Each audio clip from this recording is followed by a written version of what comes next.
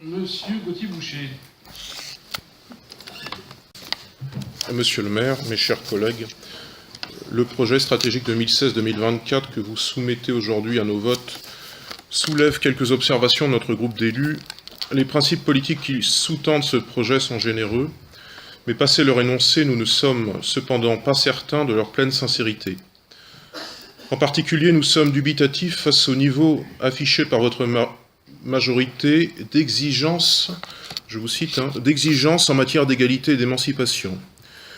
Depuis plusieurs années, quelle forme prioritaire les exigences de la gauche nazérienne en matière d'égalité et d'émancipation, termes vagues, prennent-ils ? Nous pouvons nous tromper parce que vous évoquez en introduction la priorité de la jeunesse, mais selon nous, c'est avant tout la lutte contre le racisme que vous mettez derrière le concept général d'exigence d'égalité. Nous vous le disons sans volonté de polémique, lutter contre le racisme, c'est une vue de l'esprit.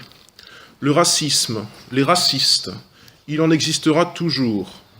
À notre sens, seule une bonne éducation au niveau familial, non les pouvoirs publics, peut enrayer un phénomène qu'au reste notre société développe.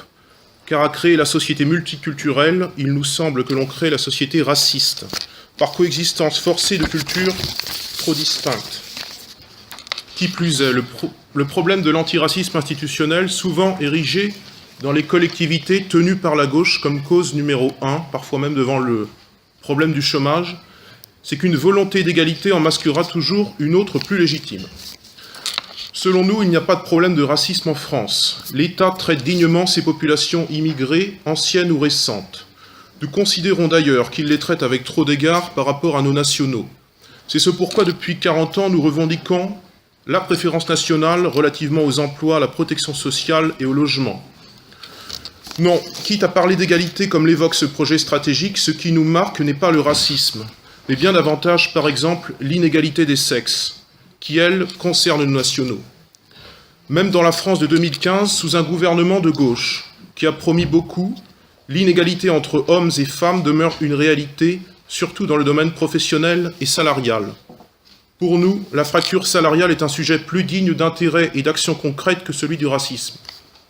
Aujourd'hui encore, les femmes sont sous-payées par rapport aux hommes, en moyenne de l'ordre de moins 18%, selon la direction de l'animation, de la recherche, des études et des statistiques, la DARES.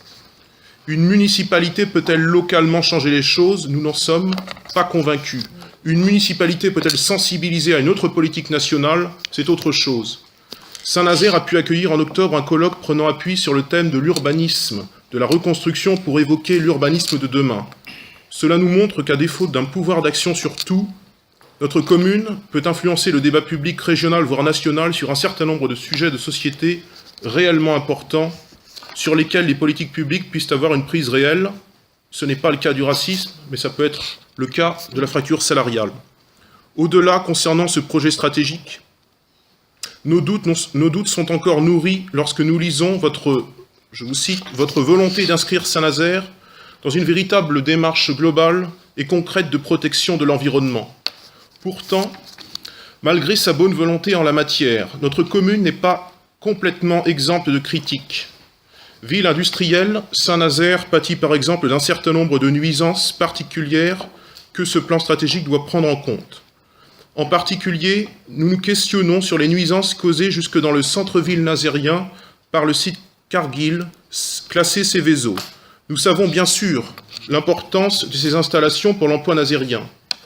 Toutefois, nous désirons savoir si ce projet stratégique, dans son aspect environnemental, prend bien cet aspect en compte. En effet, il s'agit d'une usine en mauvais état, notamment son toit. Les nuisances olfactives et pollutions aux poussières occasionnées par ces installations nous font vous demander si des études de risque sont-elles régulièrement entreprises.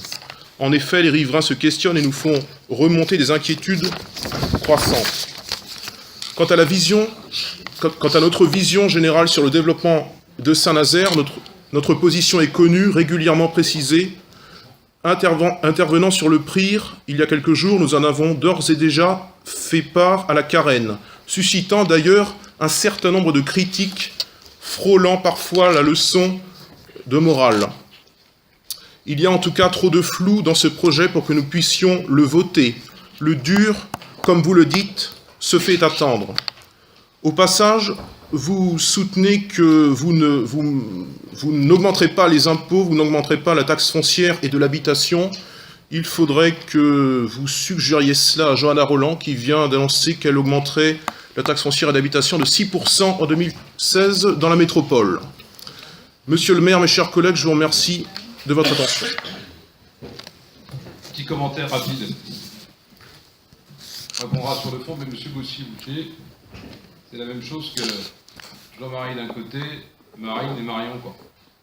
Et monsieur Boucher, père à Nantes, vous venez d'habiter à Saint-Nazaire, voilà quelques mois, et votre tir balance entre les deux.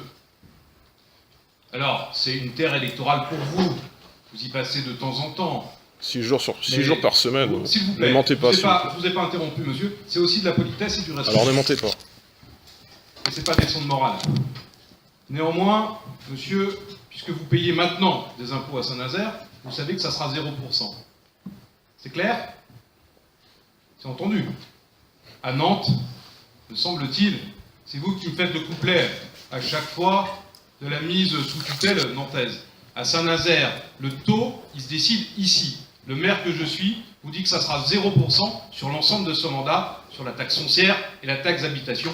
Arrêtez encore, en permanence, de glisser la suspicion permanente en disant est-ce vrai, pas vrai? Est-ce que les choses sont claires? Je vous demande de prendre acte de mon propos ici, au conseil municipal de Saint-Nazaire. Madame Amour. Oui. Alors, force est de constater que nous avons, semble-t-il, une opposition qui ne maîtrise pas les compétences des collectivités dans lesquelles ils siègent. J'en veux pour preuve leur sujet hors sujet. Et donc, par exemple, demander des compléments d'information sur notre politique de développement économique en conseil municipal, alors qu'il s'agit d'une compétence de l'agglomération, est pour le moins surprenant. Cependant, je peux quand même répondre à M. Texier que notre politique d'investissement sera sans aucun doute, aura sans aucun doute une influence tout à fait bénéfique sur l'emploi local. Et j'en veux pour preuve notre politique de réhabilitation du patrimoine qui bénéficiera forcément aux entreprises locales. Je peux vous dire que je l'ai constaté moi-même encore cette semaine à la réception des travaux du gymnase de Kerlédé, où près d'une dizaine d'entreprises étaient investies dans ce gros chantier de réhabilitation assez exemplaire que je vous invite à visiter. D'autre part, vous nous parlez d'émissions polluantes d'une entreprise. Là encore, je suis désolée d'y répondre alors que ce ne devrait pas être un sujet de cette enceinte, mais bien plus de l'agglomération. Pour vous répondre, cette entreprise que vous citez, Monsieur Boucher, est partie prenante d'un projet d'économie et d'écologie industrielle mené à la Carène, qui a été d'ailleurs porté à la COP21.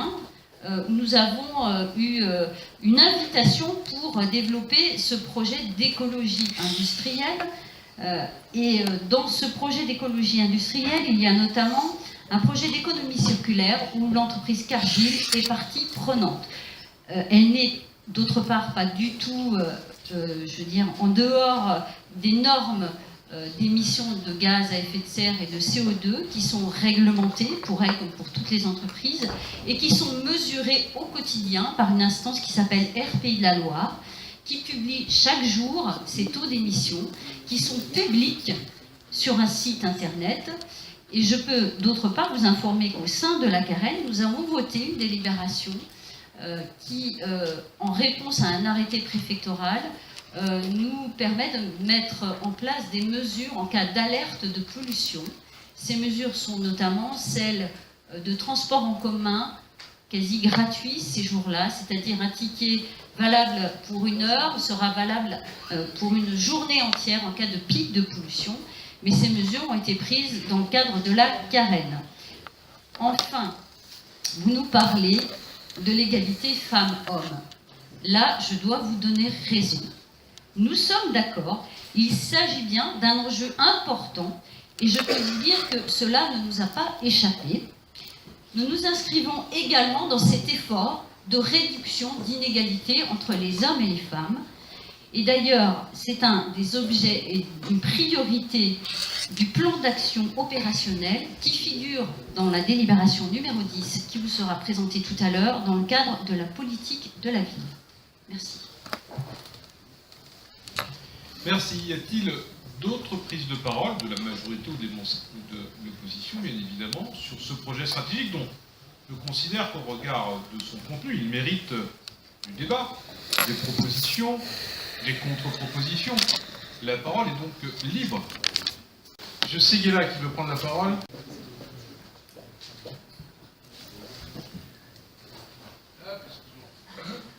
Oui, monsieur le maire, c'est l'intervention de Mme Hameau qui rebondissait sur l'intervention de l'extrême droite qui me fait également réagir. D'abord pour rappeler que effectivement les problèmes d'égalité entre les sexes sont aujourd'hui aussi essentiellement dans le secteur professionnel et dans les entreprises. C'est quand même là qu'ils se caractérisent en premier. Et je voudrais juste rappeler au Front National que dans vos programmes, y compris régionaux, l'une des mesures phares que vous portez, c'est la suppression des aides au planning familial, de toutes les actions visant à à éduquer les enfants sur le rapport au l'autre, notamment au sexe. C'est pas une mesure phare. Je vous trouve particulièrement malvenu de venir sur ce terrain-là, ici à Saint-Nazaire. D'autres interventions. Et je fais un appel. On vous présente un projet stratégique. Moi, j'attends des critiques, des propositions, de l'opposition principalement, puisque nous avons travaillé. Allez-y. Je ne veux pas entendre dans 6 mois, dans 1 an, dans 2 ans. Oui, mais on n'a pas. Allez-y. J'attends des propositions, des contre-propositions. Nous dire ici, vous n'êtes pas au rendez-vous. Vous aviez dit ceci, vous ne le faites pas. Allez-y. Je vous demande d'intervenir, s'il vous plaît.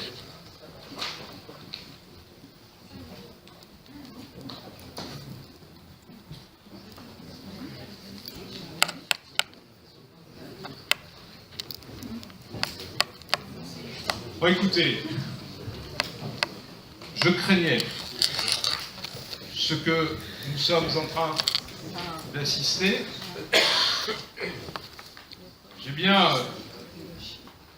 d'une part, avant quelques contre-vérités qui ont pu être exprimées. Monsieur Bouchet est manifestement tout le temps dans des stratégies de campagne, de pré-campagne. Les législatives vont arriver assez vite aussi. Monsieur Gauthier-Boucher, Cargill n'est pas Cévedo. Non, Cargill n'est pas Cévedo. Cargill est un site classé, mais il n'est pas Cévedo.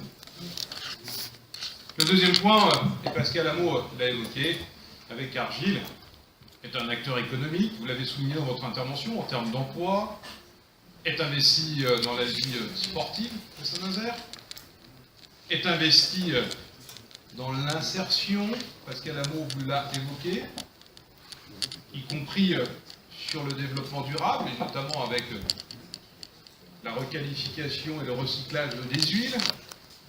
Peut-être ne vous le savez pas parce que vous n'y intéressez pas, puisque c'est une association d'insertion qui travaille derrière. Moi, je suis choqué.